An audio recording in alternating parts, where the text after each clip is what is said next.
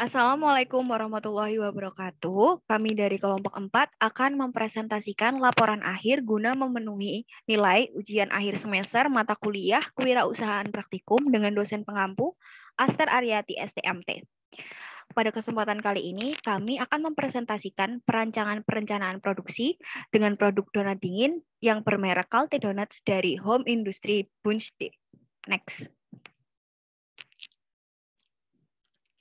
Izinkan saya memperkenalkan anggota kelompok 4, yaitu yang pertama, Selvi Kumala Wijaya dengan nomor induk mahasiswa 1901024220.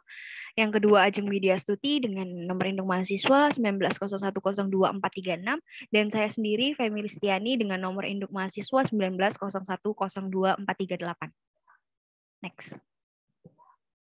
Agenda pada pembahasan presentasi kali ini yaitu dimulai dari bab 5, pembuatan produk, flowchart, dan operation process chart atau OPC, bab 6, strategi pemasaran online dan offline, bab 7, transaksi penjualan online dan offline, serta bab 8, laporan keuangan penjualan Kalte Donuts. Next. Oke, baik. Mari kita masuk ke pembahasan pertama, yaitu bab 5, pembuatan produk, flowchart gambar, dan operation process chart atau OPC. 5.1. Proses pembuatan produk. Proses pembuatan produk diawali dari proses pembuatan adonan donat. Dengan langkah-langkah yang pertama, yaitu siapkan bahan baku yang diperlukan untuk membuat adonan donat, diantaranya yaitu tepung terigu, gula, margarin, garam, telur, kentang yang sudah dihaluskan, permipan dengan air kelapa, dan gula halus untuk donat yang sudah matang. Proses-proses tadi dimulai dengan gambar yang pertama, yaitu menyiapkan bahan-bahan pembuat donat. Lalu gambar kedua dilakukan pencampuran antara vermipan dengan air kelapa hangat. Lalu gambar ketiga yaitu kentang yang sudah dikukus serta dihaluskan. Lalu langkah kedua yaitu menyampurkan seluruh bahan yang telah dipersiapkan, kemudian dimixer kurang lebih selama 2 menit. Setelah itu, menambahkan sedikit tepung terigu untuk menguleni adonan yang telah dimixer menggunakan tangan agar tidak lengket. Langkah kedua digambarkan mulai dengan gambar 4, yaitu pencampuran seluruh bahan yang sudah saya sebutkan sebelumnya. Lalu gambar 5, pengulenan adonan dengan tepung terigu di wadah terpisah. Dan gambar ke-6 ini adalah adonan yang sudah diuleni. Next.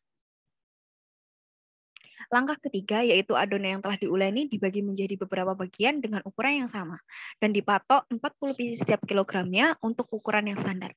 Kemudian tiap-tiap adonan yang sudah dibentuk bulat dilebarkan kembali untuk diberi isian selai stroberi dan ditutup dengan rapat agar tidak terbuka saat melakukan penggorengan. Gambar 7 ini adalah gambar adonan yang sudah dibagi-bagi menjadi 40 bagian. Lalu gambar 8 ini adonan yang ketika diberi selai stroberi dengan langkah dipipihkan terlebih dahulu lalu dimasukkan selai stroberinya. Lalu ditutup kembali. Next. Langkah keempat, yaitu penggorengan. Penggorengan dilakukan dengan api sedang yang artinya tidak terlalu kecil dan tidak terlalu besar karena akan membuat donat hanya matang di luar tidak sampai ke dalam. Jadi untuk menghindari tersebut gunakan api sedang. Donat dengan warna kecoklatan kemudian ditiriskan hingga dingin dan minyaknya meresap. Guna saat diberikan gula dingin dapat menyatu dengan donatnya dan tidak terserap oleh minyak pada donat tersebut. Gambar 9 menunjukkan adonan saat dilakukan penggorengan di api sedang. Lalu gambar 10, ini adalah adonan yang sudah ditiriskan dengan sempurna, siap diberi gula dingin atau gula halus. Dan gambar 11 adalah adonan yang setelah digoreng dan ditaburi dengan gula halus. Dan gambar 12 ini adalah gambar ketika donat ini dipotong atau dibelah menjadi 2, akan terlihat isinya yaitu selai stroberi. Next. Nah, ini adalah merupakan flowchart gambar atau flowchart proses dari langkah-langkah yang tadi sudah saya jelaskan sebelumnya, dimulai dari mempersiapkan bahan, mencampurkan semua bahan, menguleni, kemudian membagi bahan menjadi beberapa bagian, lalu pengisian selai stroberi, dan dilakukan penggorengan, lalu donat sudah dingin dan ditiriskan, lalu diberi gula halus, serta diperlihatkan isian dalamnya. Next. Selanjutnya penjelasan akan dilakukan atau dijelaskan oleh teman saya Ajeng Widya Astuti. Baik, terima kasih untuk waktunya. Selanjutnya saya akan menjelaskan mengenai Operation Process Chart atau OPC. Menurut Suta Laksana 1979 berpendapat bahwa peta proses operasi menggambarkan langkah-langkah operasi dan pemeriksaan yang dialami bahan dalam urutan-urutannya sejak awal hingga produk maupun bahan menjadi setengah jadi. Jadi dapat dikatakan peta proses operasi merupakan peta yang menggambarkan kegiatan kerja secara sistematis dan membuat informasi yang diperlukan untuk analisis lebih lanjut, seperti waktu yang dihabiskan, material yang digunakan, dan mesin yang dipakai. Informasi-informasi yang dicatat melalui peta proses operasi ini memiliki banyak kegunaan. Kegunaan tersebut antara lain dapat mengetahui kebutuhan mesin dan penganggarannya, memperkirakan kebutuhan material, membantu menentukan tata letak pabrik, serta untuk pelatihan kerja. Nah, berikut merupakan penjelasan Operation Process Chart. Penjelasan terkait bagian OPC di atas merupakan aliran operasi produk donat dingin yang diolah dari bahan mentah hingga produk jadi secara mendetail, mulai dari penambahan bahan penolong lalu kemudian proses pencampuran atau mixing untuk menghasilkan produk jadi. Secara sederhana, ini seperti gambaran prosedur untuk membuat hand sanitizer, maka dari itu kami akan menjelaskannya secara lebih detail. Berikut bahan-bahan untuk membuat donat dingin yang sesuai dengan rekomendasi WHO. Ada 11 bahan baku dasar untuk membuat donat dingin dengan yang pertama, 1 kilo tepung terigu cokro, 3 butir telur, 2 ounce gula, 2 ounce blue band, 1 sendok makan vernipan, 1 sendok teh pengempuk, setengah kilo kentang, 2 liter minyak Sanko. Kenapa Sanko? Karena Sanko adalah minyak yang susah untuk keruh atau lebih lama keruh dari minyak yang lainnya. Selanjutnya ada seperempat selai bebas, contohnya selai stroberi, yang ke-10 gula dingin atau gula halus, yang ke-11 air kelapa. Langkah sederhana membuat dingin sebagai berikut. Yang pertama, campurkan keseluruhan bahan, kemudian aduk menggunakan mixer dengan kecepatan sedang untuk 1 hingga 2 menit saja. Kemudian tambahkan sedikit terigu lalu uleni menggunakan tangan bersih. Jika dirasa kurang air, maka berikan air biasa atau air kelapa sisa dari vernipan jika ada, sampai merata dan tekstur tidak terlalu encer atau terlalu kering kental. Bentuk bulat-bulat untuk adonan menjadi beberapa bagian dengan ukuran yang sama. Jika semua sudah dibentuk, pipihkan untuk menambahkan selai atau varian dan tutup dengan rapat dengan bentuk bulat seperti awal sebelum dimasukkan selai. Langkah keempat, apabila seluruh donat sudah diberi isian, goreng dengan panas sedang, tidak terlalu panas, dan sebaliknya agar matangnya merata. Tiriskan ketika warna sudah menjadi coklat menyeluruh. Yang kelima, tunggu dingin dan taburi gula halus atau gula dingin di seluruh permukaan donat. Dan langkah terakhir adalah donat dimasukkan ke dalam kemasan dan kate donat siap disajikan. Memasuki bab ke-6 yaitu strategi pemasaran online dan offline. Yang pertama, pengertian pemasaran online. Menurut Mohammed 2003 nomor 82 dalam bukunya Internet Marketing mendefinisikan Internet Marketing sebagai proses dalam membangun dan mempertahankan customer relationship melalui aktivitas online yang merupakan pertukaran ide, produk, jasa yang dapat memenuhi kepuasan pelanggan. Berdasarkan definisi ini, terlihat pada Internet Marketing terkandung aktivitas yang berupa transaksi online baik ide, produk, maupun jasa yang ujung-ujungnya adalah kepuasan pelanggan. Menurut Kotler 2005 menambahkan bahwa setiap perusahaan harus merancang website yang mengekspresikan tujuan, sejarah, produk, visi, dan beberapa hal lain dari perusahaan. Website harus menjadi cara mudah untuk menghubungi perusahaan. Isi website harus diperbarui secara berkala agar orang kembali mengunjunginya. Website harus diupload dengan cepat, serta memiliki tampilan yang menarik. Website bisa berfungsi lebih banyak guna membuka peluang transaksi yang akan menjadikannya sebagai situs e-commerce. Strategi pemasaran yang pertama, kami melalui WhatsApp Story. Dengan kalimat, "Hello, Donuts Lovers, Kalte Donuts in here." Buat kalian pecinta dessert terkhusus donat, Kalte Donat solusinya. Kalte Donat menawarkan donat dengan isian selai lezat, serta taburan gula halus yang tiap gigitannya bikin nyes dan lumer di mulut. Ini Kalte Donat dapat kalian pesan via WhatsApp dan DM atau direct message di official Instagram kami. Rasakan kebahagiaan di setiap gigitannya. Order through by WhatsApp and Instagram. Enjoy!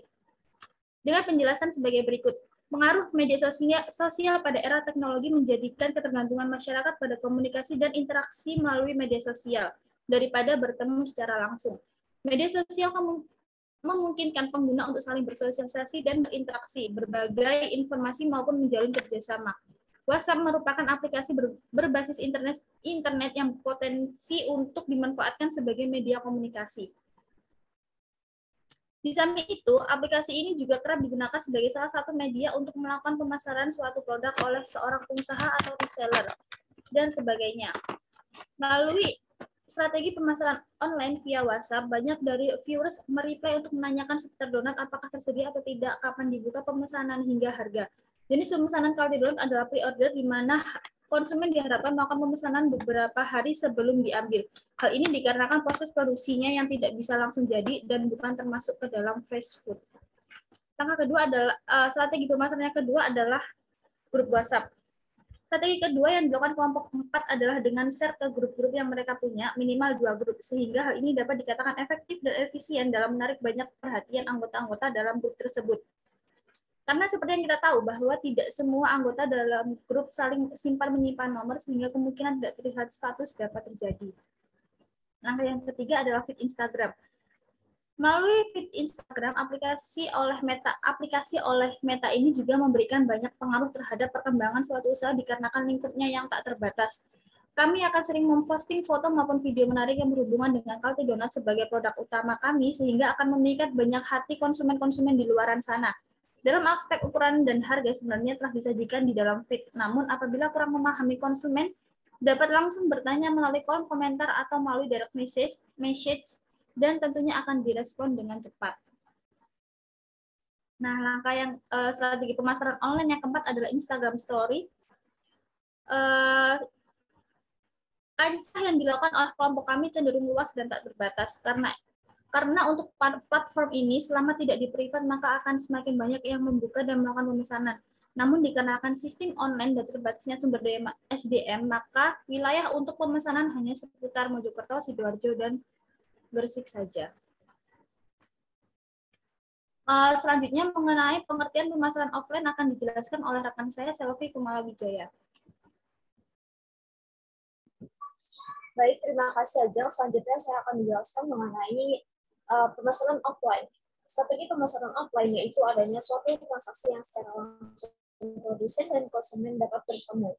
Menurut Hansan tahun 2013, pemasaran offline adalah proses mengidentifikasi, menciptakan, dan mengkomunikasikan nilai, serta memelihara hubungan yang memuaskan pelanggan untuk memaksimalkan keuntungan perusahaan.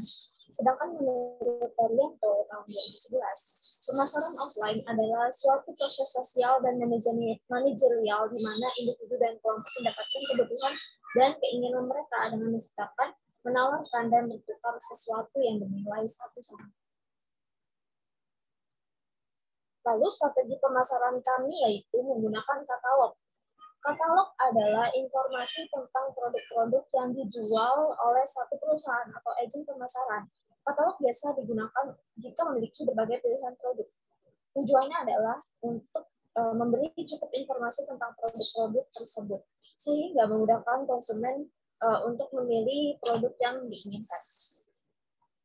Lalu yang kedua ada mendirikan home industry di rumah pribadi milik Ajeng Widya Stuti. Pada kenyataannya, donat dingin ini sudah banyak dikenal oleh warga di sekitar hingga seberang desa. Dikarenakan seringnya pemesanan masuk, membuat para customer lebih sering untuk datang ke rumah langsung dan berunding mengenai pesanan mereka alih-alih mendirikan sebuah gerai pada lokasi tertentu. Yang ketiga ada door-to-door. Strategi ini dilakukan untuk mempromosikan makanan ketika berhadapan langsung dengan orang lain dan sebisa mungkin memberi topik untuk sampai pada tahap pemperkenalkan produk. Menggunakan strategi pemasaran offline, maka pengiriman dilakukan dengan 3 metode. Yang pertama itu adalah cash on delivery, yang kedua mendatangi rumah pemesan, yang ketiga ada datang langsung ke home industry. Dan selanjutnya beralih ke bab 7, yaitu transaksi penjualan online dan offline. Transaksi secara umum adalah suatu kegiatan yang dilakukan oleh organisasi maupun individu yang mampu melakukan perubahan atas harta atau finansial yang dimilikinya. Manfaat penjualan suatu bisnis adalah untuk memperoleh laba, mendapatkan suatu penjualan, dan mempertumbuhkan bisnis itu sendiri. Penjualan dapat membantu perusahaan mendapatkan laba. Laba bisa mendatangkan keuntungan yang tinggi untuk bisnis. Dalam proses transaksi penjualan itu sendiri pasti tidak terlepas dari proses pembayaran yang dilakukan, di mana pada saat ini metode pembayaran untuk transaksi penjualan yang dilakukan sangat beragam. Tidak hanya dilakukan secara langsung dengan wujud nyata, namun bisa dilakukan secara virtual atau online. yang dapat dilakukan kapanpun dan dimanapun, serta semakin mempermudah proses transaksi penjualan baik bagi penjual maupun pembeli. Selanjutnya, berikut adalah metode pembayaran dalam transaksi penjualan yang dilakukan oleh KLT Donax, baik dilakukan secara online maupun offline.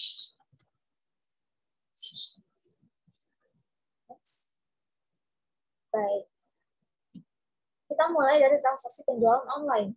Yang pertama di sini kita melalui transaksi antar bank. Yang kedua itu ada Dana atau e-wallet. Yang keunggulan dari Dana adalah tidak adanya biaya admin, sehingga tidak mengurangi hasil pendapatan dan membuat pembeli tidak perlu mengeluarkan uang lebih untuk melakukan proses transaksi. Adapun metode pembayaran dalam transaksi penjualan online melalui Dana dapat dilakukan ke salah satu akun Dana anggota kami dengan nomor 0822 57 30 89 64 atas nama Ajeng Lydia Stuti. Selanjutnya, ada pembayaran melalui ShopeePay. ShopeePay adalah fitur layanan uang elektronik yang dapat digunakan sebagai metode pembayaran online di aplikasi Shopee. Offline di merchant ShopeePay dan menyimpan pengembalian dana yang dapat dilakukan untuk membayar pesanan pada aplikasi Shopee. Adapun metode pembayaran dalam transaksi penjualan online melalui ShopeePay dapat dilakukan ke salah satu akun Shopee anggota kami dengan nomor 082257 30 89 64 atas nama Ajeng Lydia Stuti. Dan terakhir, ada transaksi penjualan offline. Transaksi penjualan offline ini dapat dilakukan dengan cara pembeli mendatangi toko kami dan melakukan transaksi ataupun kami sebagai penjual melakukan cash on delivery kepada pembeli di tempat dan waktu yang telah disepakati sebelumnya, lalu kemudian melakukan transaksi tersebut. Kita beralih ke bab 8, yaitu laporan penjualan KLT Donax.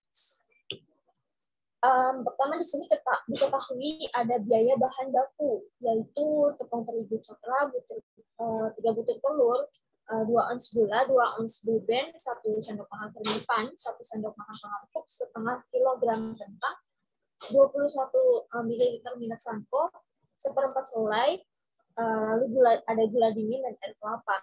Yang total pengeluaran biayanya ini sebesar 70.500. Dan selanjutnya ada pemasukan online yang tercatat di sini dari tanggal 18 November 2021 hingga tanggal 4 Januari 2022.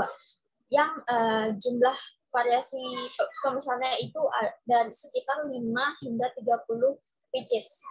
Dengan pemasukan penjualan online sebesar Rp514.000.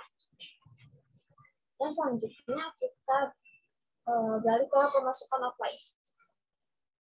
Pemasukan offline di sini tercatat dari tanggal 2 Desember 2021 hingga tanggal 31 Desember 2021 dengan variasi pemesanan dengan berkisar 5 hingga 30 pieces.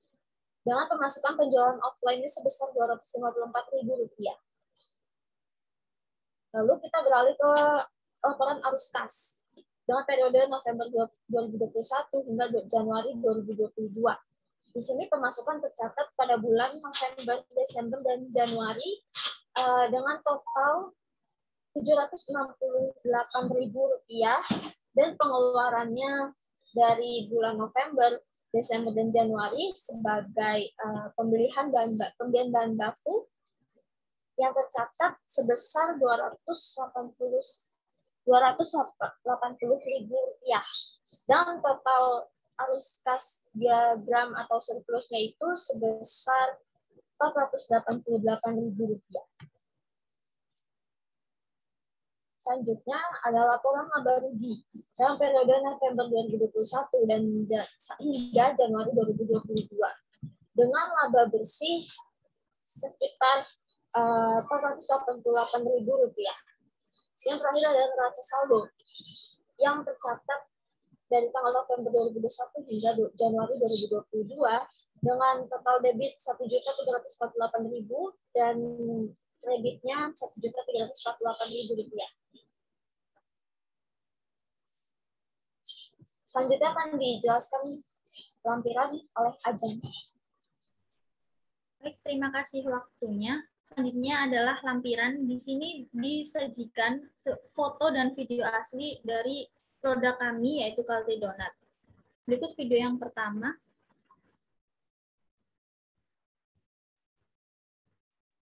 Dipastikan untuk gula halus atau gula dinginnya secara merata dan penuh. Dan berikut adalah isiannya. Untuk selai berwarna merah karena di sini terlihat oranye mungkin karena cahaya. Dan yang terakhir di sebelah kanan, paling kanan ini adalah foto aslinya.